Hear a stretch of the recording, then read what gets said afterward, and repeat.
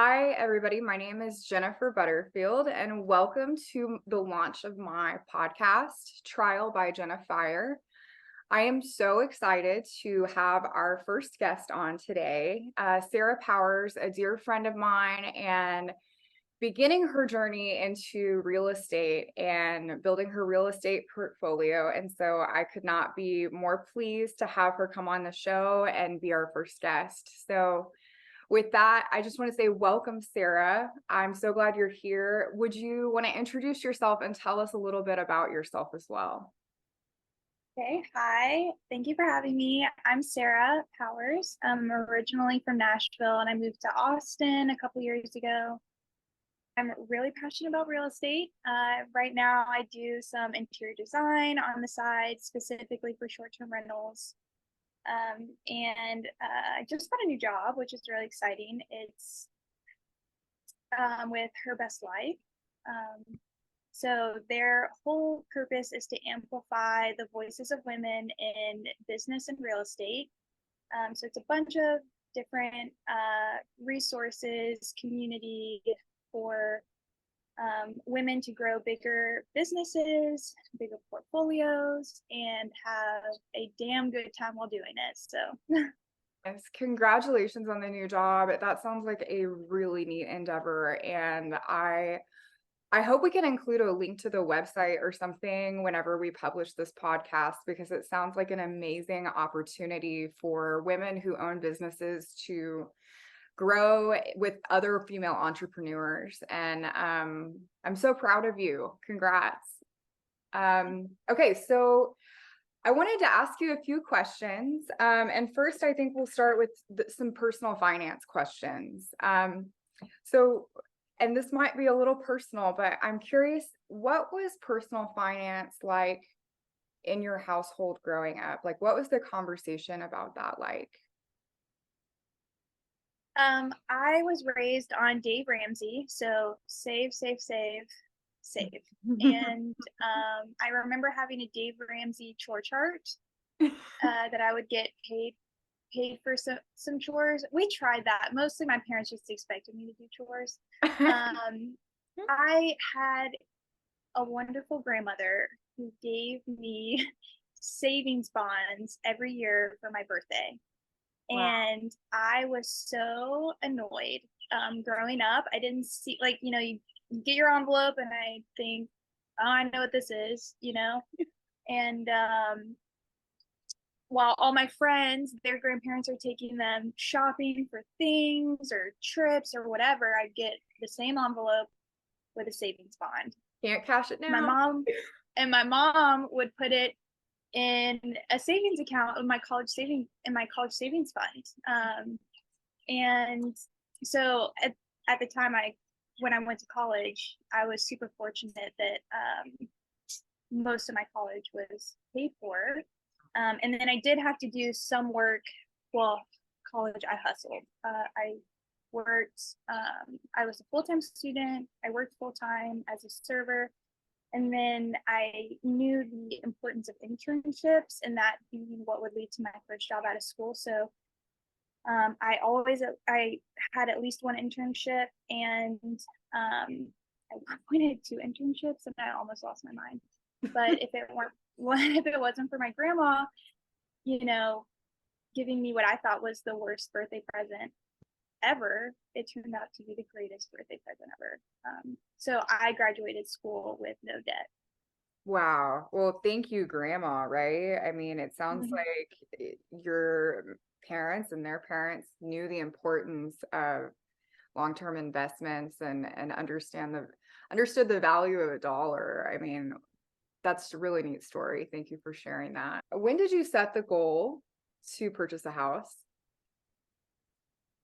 I read the book Rich Dad Poor Dad Okay. when I was 24. So what was that? 4 years ago.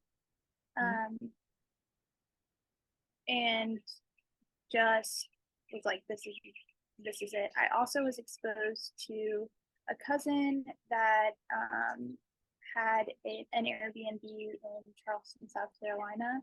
that was crushing it, and I saw that he had the freedom to go anywhere he wanted, whenever he wanted. He also has his own businesses, like, so it's not just his Airbnb, but I knew that that was a significant part of his financial freedom. Right.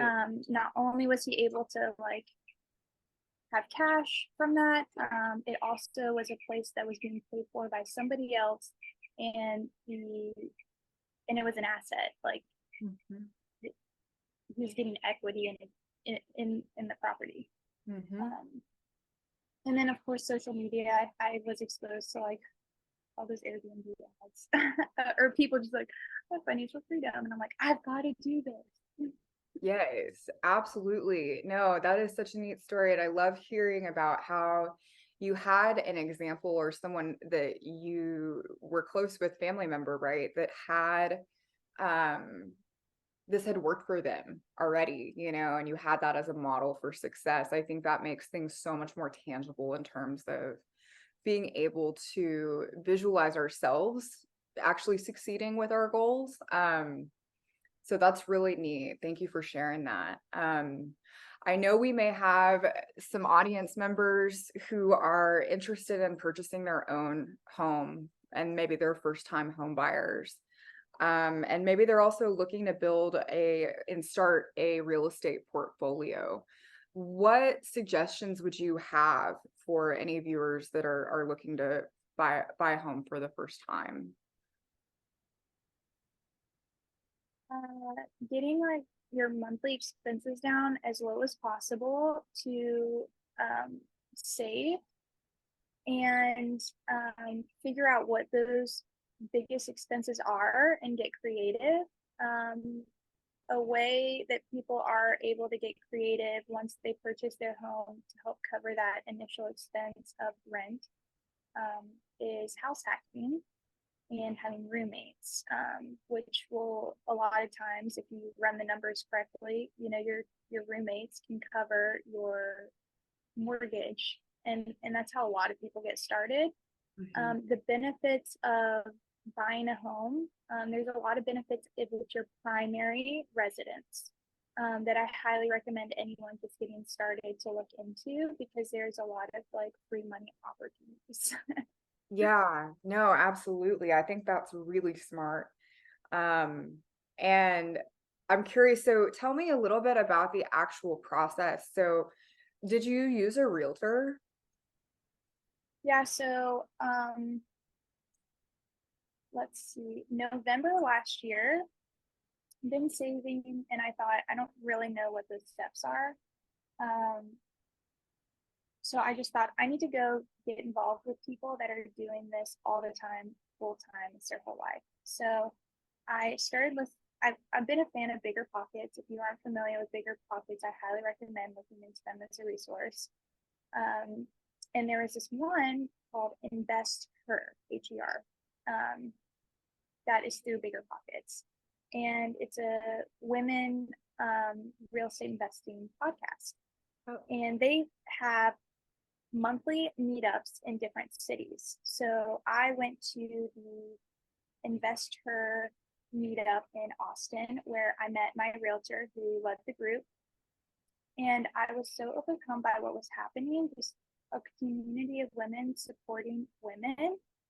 I asked them if I could volunteer on that group, and so I currently help the leaders, Megan Flake and Vivian Yip, run the Invest Her Austin. And yes, I did have a realtor, and it was because she is she is a real estate investor herself. There are a lot of realtors that don't invest in real estate, and will definitely help you find your dream home.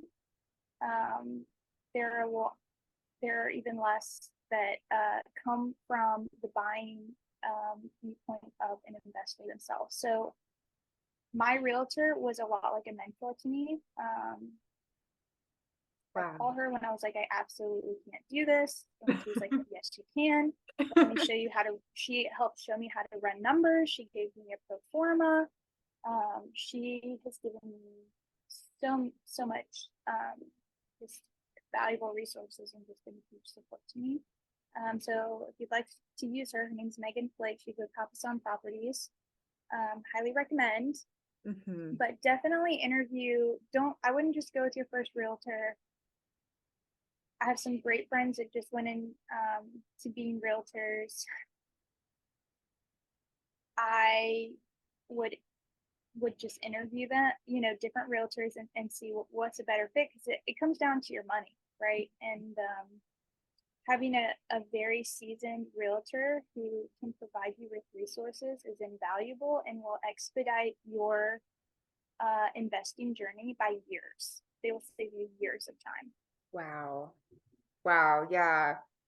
Yeah. Thank you so much for sharing. That's really valuable advice. And we will definitely link Megan's info in the link to the podcast, because I'm sure people will be interested in, potentially interviewing her, or at least getting on that trail to finding the right realtor.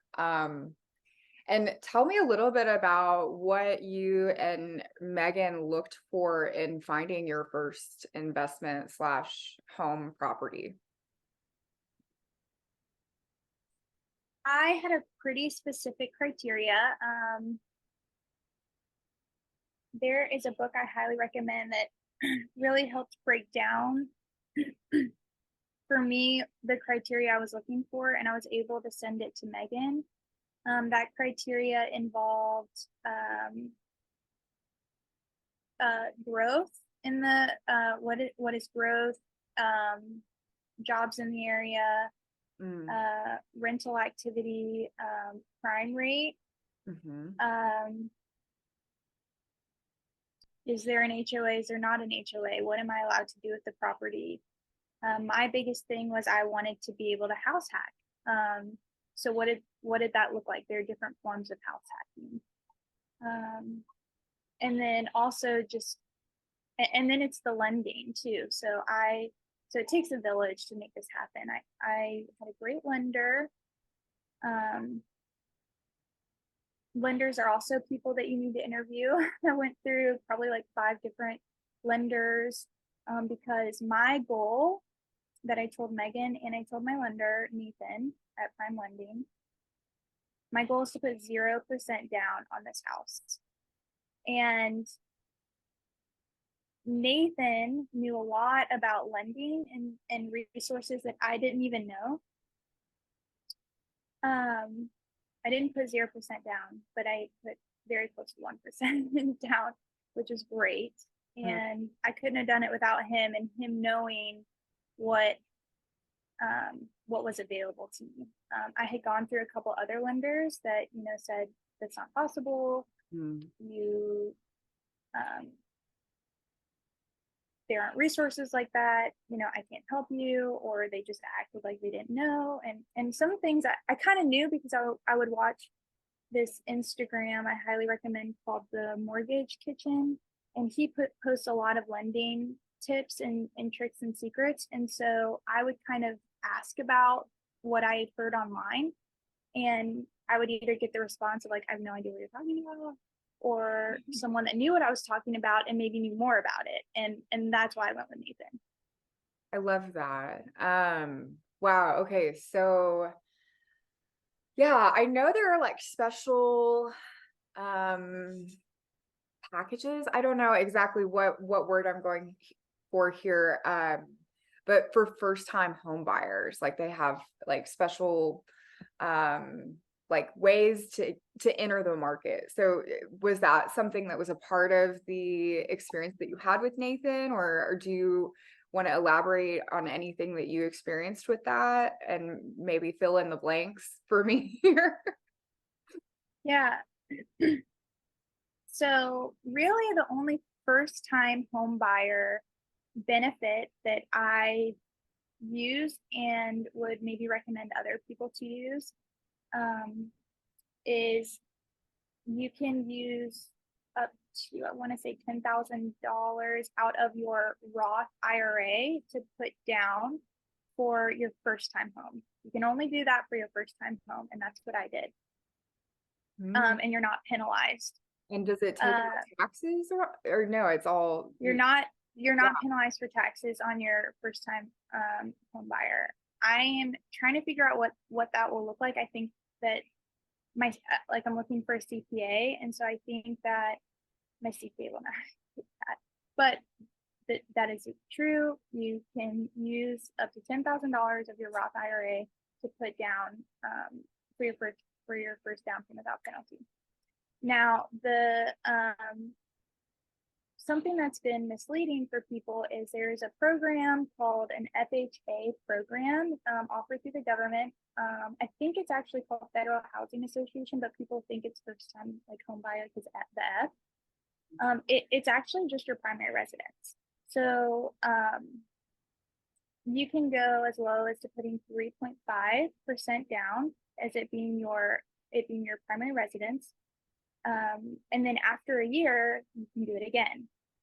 So to get started, if you already own a home, you can still take advantage of an FHA loan. There are also some conventional loans that allow you to only put like 3 or 3.5% down if it's your primary residence.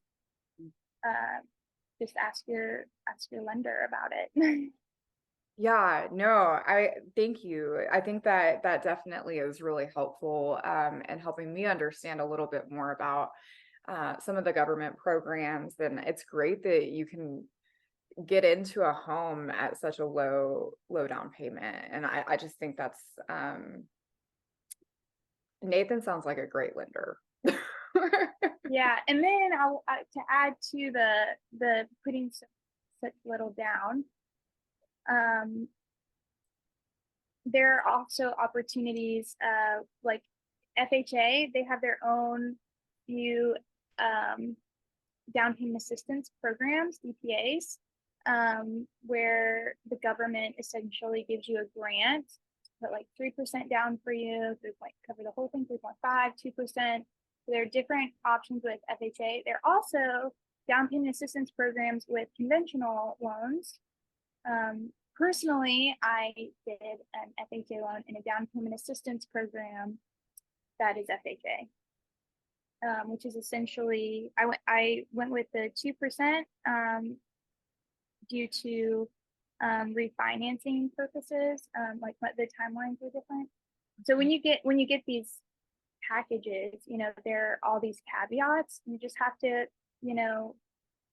read those caveats and make the decision of what's best for you or me. In this case, what was best for me based on what is my plan with this house? What is my timeline with this house? When do I want to have the opportunity to refinance if rates drop? Things like that. Yeah, that's very useful. I am curious about your homeowner's insurance, and what your policy looks like, and how did you go with selecting a homeowner's policy, and what coverages did you want to make sure were included in that? My home the home that I bought is a single family home. The woman was also house hacking, and she had converted the garage into a studio apartment with a bathroom. And she had also converted the master bedroom into a studio apartment with a bathroom. And both of them, the whole house came with both tenants, and they had been staying there, one for 3 years, one for 5 years, and they wanted to stay. So I told my insurance guy, everything. I didn't hide anything. I said, I've got long-term tenants staying there. In the future, I think I'd like to short-term rent the main part of the house, which is where I live. What does that look like? If I'm going to short-term rent, I have to get a different insurance. I have to go to a different insurance guy.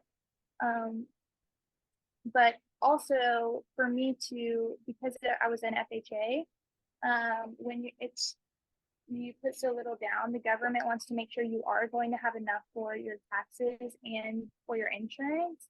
So my taxes go into an escrow account. So I had to give my lender the insurance, and it turned out that the insurance would affect my debt to income ratio for the house. And so I went with a lower insurance policy to close. And after I closed, I went with a better insurance policy. Got it. Just like Yeah. Yeah, to close beef on it the up house. a little bit, right? Because when you're in the process of being approved for, the loan and all of that, that makes total sense. And I think that's really smart, valuable insight. It is already rented out yet. And what do you think are some of the most important things that you've learned as a new landlady, especially here in the great state of Texas? Interview anybody you're going to work with. Make sure their core values are in alignment with you. Business ethics, ask for referrals. Don't just take the first Joe Smo that comes to your door because it's easy and convenient. It will cause headache later. Do your best to get at least 3 quotes, maybe even if you can, try to do it before you put in an offer, just like to get as specific of numbers as you can. If you're running numbers, probably try to inflate them. Not too much to where it makes the deal like unreasonable, but enough to where things always come up, and I would put maybe a 10% buffer for like renovations or work that you do. Definitely. I think that's great advice. Was there anything else that you wanted to add, or? Probably have so much to share on this topic. I learned so much, but Well, I think we're probably going to have you on later on this year, maybe early next year, to give us an update, because I mean, it sounds like this is just the beginning of your journey in real estate investment. And I just want to say thank you so much for coming and being my first guest on this podcast. And I've learned so much, and I hope our viewership does too. And I am just so grateful for the opportunity to interview you. And I really do wish you the best of luck. And I know we stay in touch. So I can't wait to hear more and more updates on this journey for you. yeah, thank you. Appreciate all of you for tuning in. This is Trial by Jennifer, and I hope you have a great week. Thanks.